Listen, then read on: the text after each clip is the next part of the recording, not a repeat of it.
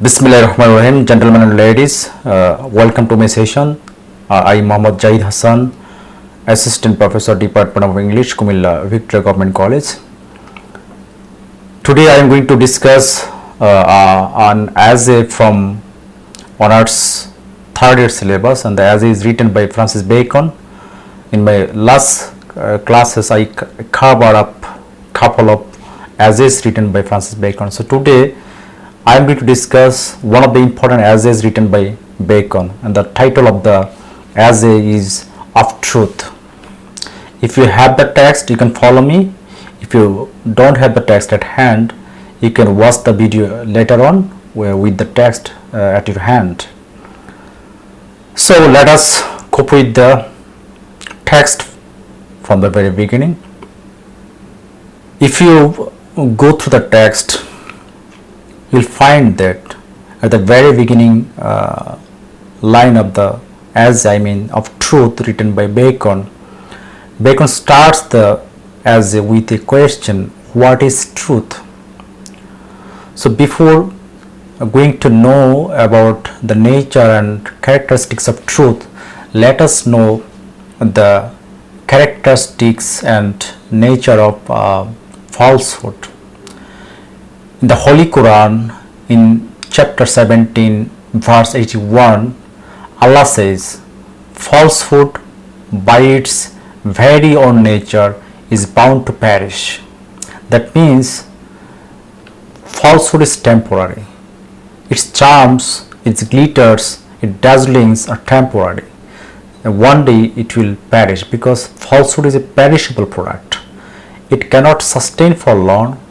It cannot sustain for a long time, and it is short-lived, and one day falsehood will be defeated by the truth. So from this very description from the Holy Quran, you can better understand the concept of truth also. So this is the tone set at the very beginning of the essay, and I cited from the Holy Quran, from the chapter 17, verse 81, to better describe the nature of falsehood and make a comparative study between falsehood and truth. So let's get into the text. What is truth? Bacon starts with these questions, said jesting Pilate, and would not stay for an answer. Bacon here refers to Pontius Pilate, jesting Pilate. He is not respected among the Christian community, because he was the man who influenced the trial of Jesus Christ, and he was crucified partially because of his influence, because he did not bother to find out the truth. He just hastily influenced the trial, and that is why Jesus Christ was crucified. Certainly there be that delight in giddiness, and count it a bondage to fix a belief, affecting free will in thinking as well as in acting. So same thing narrated here. So Bacon says it is very human nature that we human beings are attracted to falsehood. We try to indulge in truth very easily, because truth is very attractive and it is very easy to lie, and that is why we just feel dizziness, we just feel drowsy whenever we are asked to search for truth. We don't become active to find out and fix the error. So first thing is, we are not active enough to find out and search for the truth, because it is very tiresome to find out the truth, because we have to prove it. That is why we just tend to lie. We tend to lie always. So it is human nature. But once we know the truth, we cannot accommodate it, because it is very difficult to uphold the truth. Next we have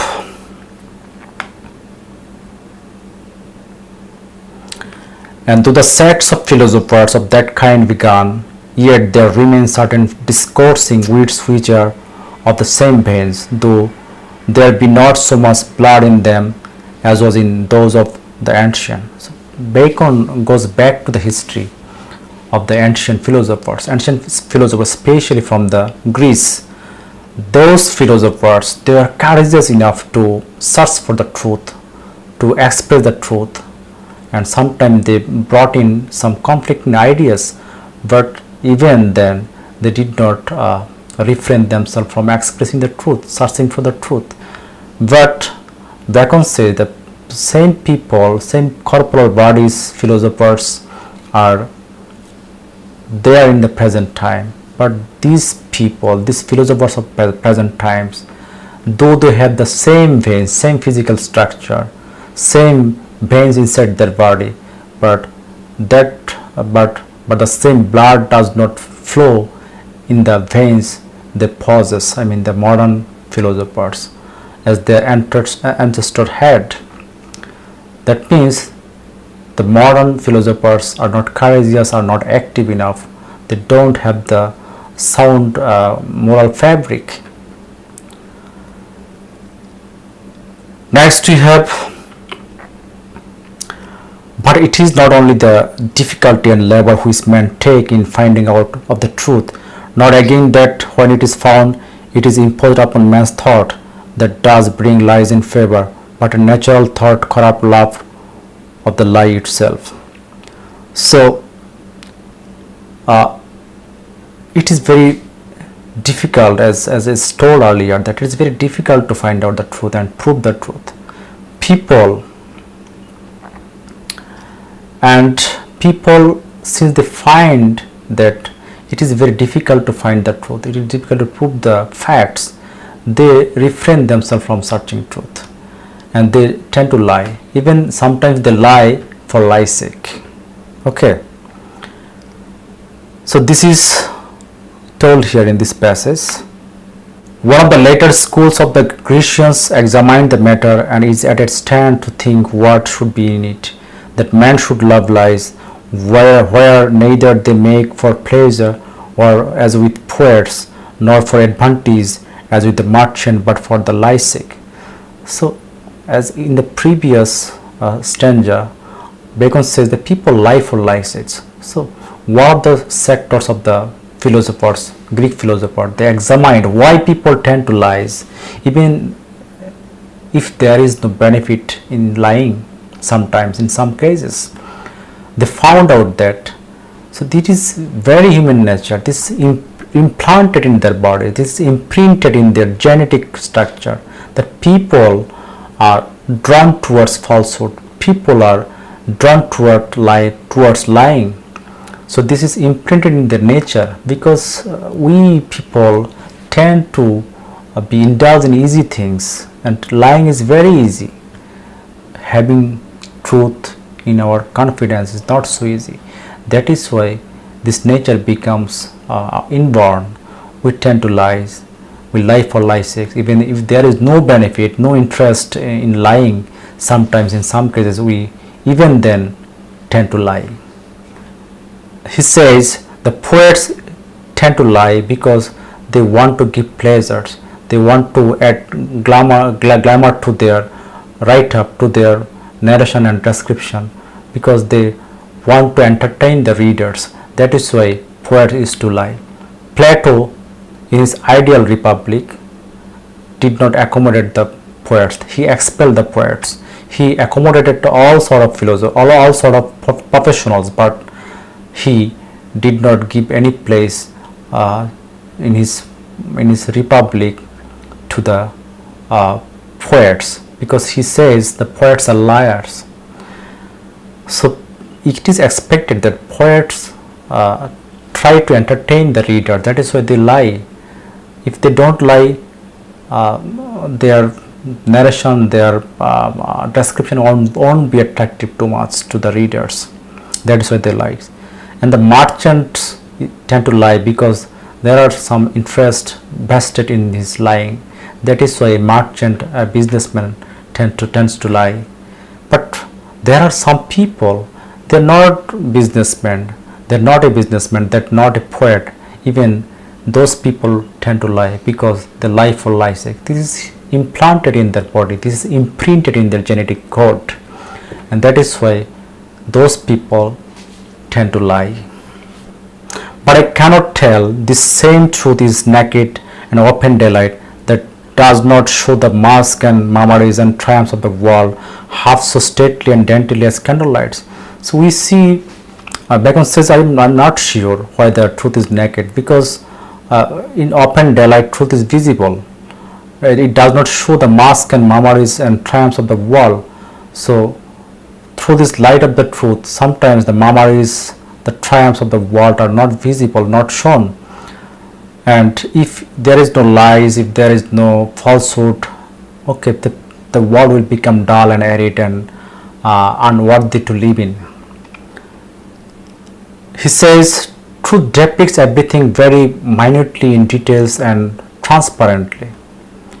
There is no place for extravagant praise or decision, superficial description in truth.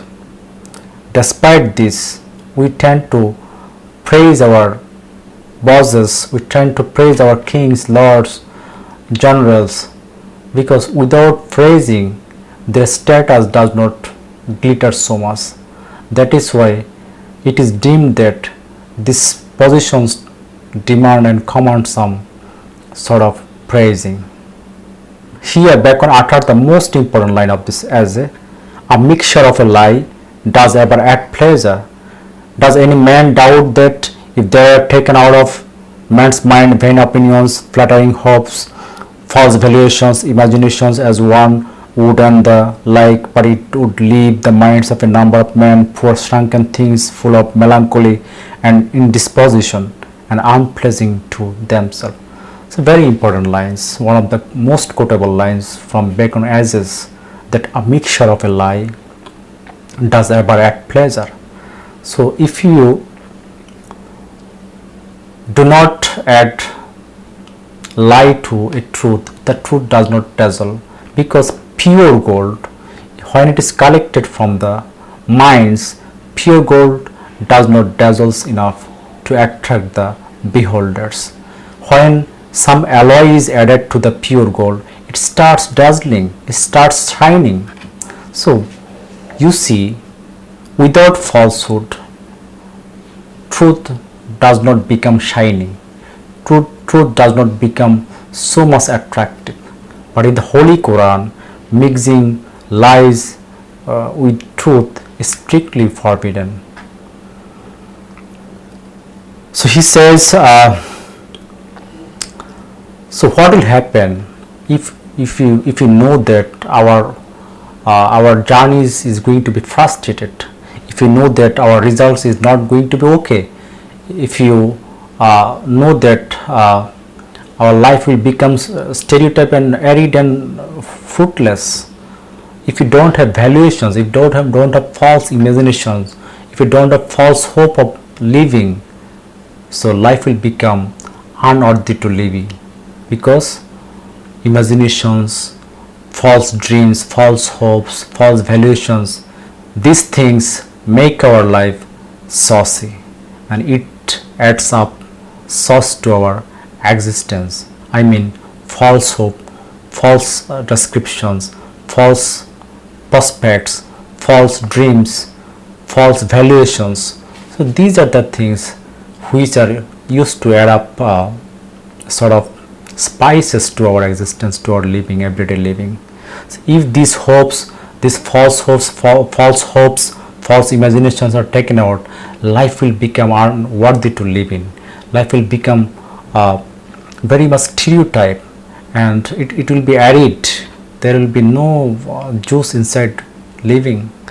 That is why Bacon tries to indicate that lying is somewhere and some extent necessary to add spices to our existence. But mind it, don't lie to harm others. Don't lie to harm others. So these are the lines with which I would like to conclude today's lecture. I mean part 1. So in my next lecture, I mean in part 2, I will go through few other paragraphs so that you can better understand the difference between falsehood and truth in details as per the prescription given by Francis Bacon. So till then, stay well, stay blessed. Allah Hafiz.